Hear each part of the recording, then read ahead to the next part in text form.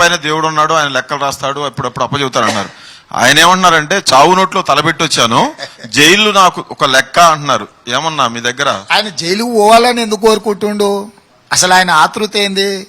అంటే మీరు పంపిస్తా అంటారు, డబుల్ బెడ్రూమ్ ఇల్లు కట్టిస్తా అంటారు కదా అని. ఓహో అట్లనా, పర్వాలేదు, కనీసం ఇదన్నా నమ్మిండు నేను చెప్పింది, మిగతా నమ్మతలేడు కదా. సార్ మీరు కక్ష సాధింపు చేయనంటారు, కాళేశ్వరం ప్రాజెక్ట్ ని అలా ఉత్సవ విగ్రహంలా పెట్టి రైతులను ఎందుకు సార్ గోస పెడుతుంది కాంగ్రెస్ ప్రభుత్వం? మీకు అదే చెప్తున్నా, కాళేశ్వరం గురించి కాంగ్రెస్ వాళ్ళకి ఇప్పుడున్న ముఖ్యమంత్రికి తల తోక తొండం ఏది తెలియదంట.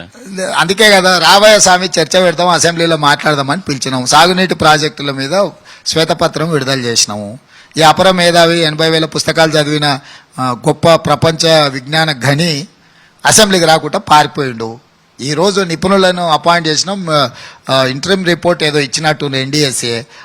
ఆయనకు గుండుసున్న తెలుసు, నాకు టెక్నికల్గా స్ట్రక్చరల్ ఇంజనీర్స్ ఏం చేయాలా, సాయిల్ టెస్ట్ ఏం చేయాలా అనేది నాకు గుండుసున్ననే తెలుసు. నేను గుండుసున్న తెలుసు అని ఒప్పుకుంటే ఆయన మాత్రం ఏమాత్రం ఒప్పుకోండి, నేను 80,000 పుస్తకాలు చదివినా అంటాడు. అసలు తెలుగులో 80,000 పుస్తకాలు ఉన్నాయా లేవా అంటే క్లాసు పుస్తకాలు కాకుండా సమాజంలో 80,000 పుస్తకాలు ఉన్నాయా లేవా అనేది కూడా ఒక అనుమానమే తెలుగు భాషలో. మీరు తుమ్మిడిహెట్టి దగ్గర ప్రాజెక్టు కట్టాలనుకుంటారు కాబట్టి కాళేశ్వరాన్ని నిర్లక్ష్యం చేస్తున్నారా?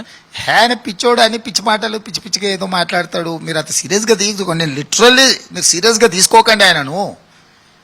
అంటే ఆయన మానసిక పరిస్థితి బాగాలేదు. మళ్ళీ 6 నెలల తర్వాత ఆయన కుదురుకున్నాక సీరియస్ గా తీసుకోరు, కేసీఆర్ ని సీరియస్ గా తీసుకోరు. కేటీఆర్కి ఏమో తెలియదు, కేసీఆర్ కు తెలిసిన పరిస్థితుల మానసిక పరిస్థితి కొంచెం ఇబ్బందికరమైన పరిస్థితిలో ఉండి మాట్లాడుతుండు. నేను కేటీఆర్ అనేటోనికి ఎడ్డోడబ్బా, కేటీఆర్ ఎడ్డోడయ్యే 9 ఏళ్ళు మంత్రి అయ్యాడు సార్. ఇక మా నాయన అట్లుంటే ఏదైనా కావచ్చు, ఏముంటది.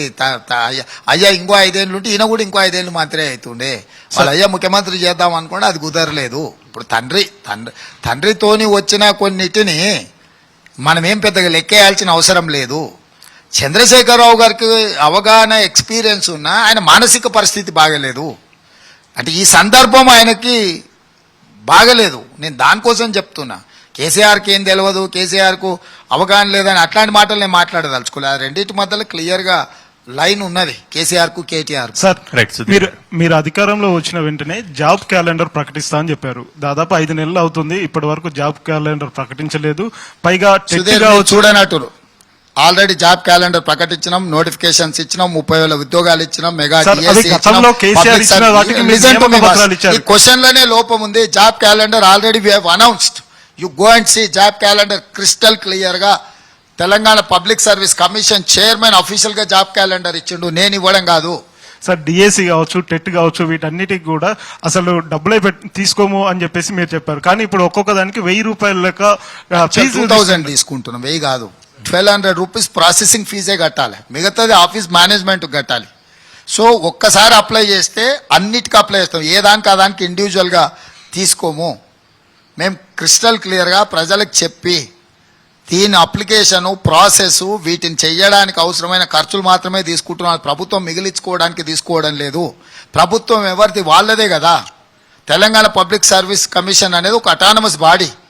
అటానమస్ బాడీకి ప్రభుత్వం నుంచి అవసరమైనప్పుడు కొన్ని నిధులు విడుదల చేస్తాం, వాళ్ళంతటా వాళ్ళు నిర్వహించుకోవాలి. స్వయం ప్రతిపత్తి కలిగిన సంస్థ అది. వాళ్ళకి ఏదైనా అవసరమైనప్పుడు ప్రభుత్వానికి రాస్తారు, మాకు ఇన్ని నిధులు కావాలి అని. అవి విడుదల చేయడమే ప్రభుత్వం యొక్క బాధ్యత. రేవంత్ రెడ్డి గారు హైదరాబాద్ లో కూర్చొని మీరు బీజేపీకి మాస్టర్ స్ట్రోక్ ఇచ్చారు. రిజర్వేషన్లకు సంబంధించి, రాజ్యాంగానికి సంబంధించి ఒక ఎజెండా ఫిక్స్ చేశారు కాంగ్రెస్ పార్టీకి, ఇండియా కూటమికి. నిజానికి బీజేపీ గత 3 సంవత్సరాల కాలంగా బీజేపీ కానీ సంఘ్ పరివార్ కానీ ఈ రిజర్వేషన్ల రద్దు అంశానికి సంబంధించి కానీ లేదా రాజ్యాంగాన్ని మారుస్తామన్న అంశం సంబంధించి కానీ ఈ 3 ఏళ్లలో కూడా ఎక్కడ కూడా ప్రస్తావించినట్లు కనిపించలేదు. మీరేమో రిజర్వేషన్లు రద్దు చేస్తుంది, రాజ్యాంగం మారుస్తుందని దేశవ్యాప్తంగా ఒక ఎజెండాను ఫిక్స్ చేశారు. ఇప్పుడు రమేష్ గారు, నేనేమంటున్నాను, మీరు విననంత మాత్రాన వాళ్ళు ప్రస్తావించలేదని మీరు మాట్లాడితే తప్పు. ధర్మపురి అరవింద్ గారి ఇంటర్వ్యూ నేను కావాలంటే మీకు పంపిస్తా, స్పష్టంగా మారుస్తామన్నాడు. దుష్యంత్ కుమార్ రీసెంట్గా just 4-5 days back general secretary Bharatiya Janata Party చాలా కాటగారికల్గా చెప్పిన మేము మారుస్తాము అని.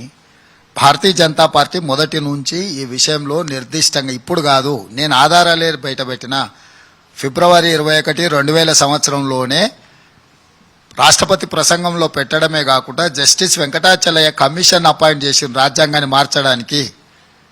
ఇదే కాకుండా 1881 అంటే బ్రిటిషర్స్ ఉన్నప్పుడు 140 సంవత్సరాల క్రితం జనాభా లెక్కలేయడం అనేది మొదలైంది. ప్రతి 10 సంవత్సరాలకు అంటే 1881లో మొదలైంది, 1891, 1901, 1911, 1921 టిల్ 2021 వరకు ప్రతి 10 సంవత్సరాలకు బ్రిటిషర్స్ ఉన్న 60 సంవత్సరాలు, స్వతంత్రం వచ్చినాక 70 సంవత్సరాలలో ప్రతి 10 సంవత్సరాలకు జనాభా లెక్కలు కట్టి పబ్లిష్ చేసేది సెన్సెస్ అంటే జనాభా లెక్కలు. 2021 నరేంద్ర మోడీ గారు వచ్చిన తర్వాత జనాభా లెక్కలే పెట్టలేదు. ఎందుకు జనాభా లెక్క పెట్టలేదంటే బీజేపీ సమాధానం చెప్పదు. జనాభాతో పాటు కులగణన చేయండి అంటే సమాధానం చెప్పరు. ఇవాళ సుప్రీంకోర్టు ఇచ్చిన గైడ్ లైన్స్ బీపీ మండల్ కమిషన్కు వ్యతిరేకంగా 1990sలో మండల్కి అపోజిట్గా కమండలం మీరు ఎందుకు తీసుకొచ్చిందా అంటే వారు సమాధానం చెప్పరు. మీ మంత్రులు, మీ ప్రధాన మంత్రులు 2015-17లో Anant Kumar Hegde union cabinet minister from Karnataka has said categorical yes మేము రాజ్యాంగాన్ని మారుస్తున్నాం వచ్చింది అందుకని. సుమిత్రా మహాజన్ 2019 లోక్సభ స్పీకర్ ఆవిడ స్వయంగా ఈ రిజర్వేషన్లు ఇంకెంతకాలం రద్దు చేయాలని చెప్పిందని ఆధారాలు తీసి నేను బయట పెట్టినా. ఈరోజు వాళ్ళు స్పష్టంగా వాళ్ళ ఎజెండాలో ఏవేవైతే ఆర్ఎస్ఎస్ ఎజెండాలో ఏమైతే ఉండేనో 3 తలాక్ కావచ్చు, 370 ఆర్టికల్ కావచ్చు, సిటిజన్ అమెండ్మెంట్ యాక్ట్ కావచ్చు, లేకపోతే యూనిఫామ్ సివిల్ కోడ్ కావచ్చు, ఇవన్నీ అయిపోయినాయి. చివరగా రాజ్యాంగాన్ని మార్చేది, రిజర్వేషన్లు రద్దు చేసేది రెండే మిగిలినాయి. సో ఆ రెండింటిని కూడా వాళ్ళు 100% పెడతారు, 100% చేస్తారు. ఇవన్నీ ఆధారాలు, ఇవన్నీ ఫుడ్ స్టెప్స్ అని నేను చూపిస్తాను.